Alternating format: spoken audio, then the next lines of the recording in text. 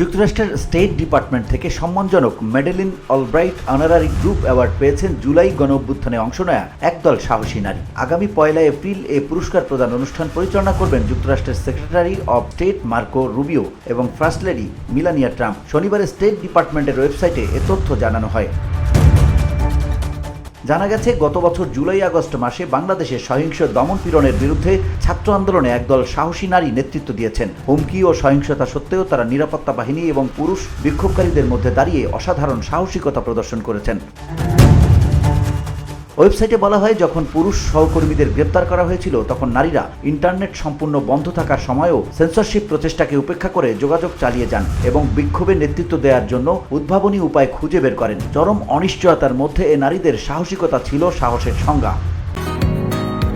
বসুন্ধরা, উত্তরা, বনশ্রী, কুড়িল ও বাড্ডা সহ রাজধানীর বিভিন্ন স্থানে অভিজাত ও অত্যাধুনিক মানের ফ্ল্যাট কেনার এক নির্ভরযোগ্য প্রতিষ্ঠান প্লেজেন্ট প্রপার্টিজ লিমিটেড। তাই আপনার স্বপ্নের আবাসনের জন্য আজই যোগাযোগ করুন। Pleasant properties limited, where destiny matures eventually.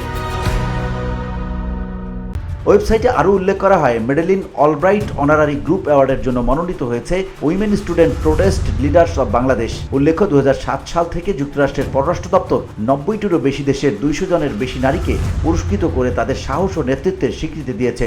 বিশ্বের বিভিন্ন দেশে অবস্থিত মার্কিন কূটনৈতিক মিশনগুলো তাদের আয়োজক দেশ থেকে একজন করে সাহসী নারীকে মনোনীত করে। এরপর চূড়ান্ত প্রার্থীদের বাছাই করা হয়, যা পররাষ্ট্র দপ্তরের শীর্ষ কর্মকর্তারা অনুমোদন করেন।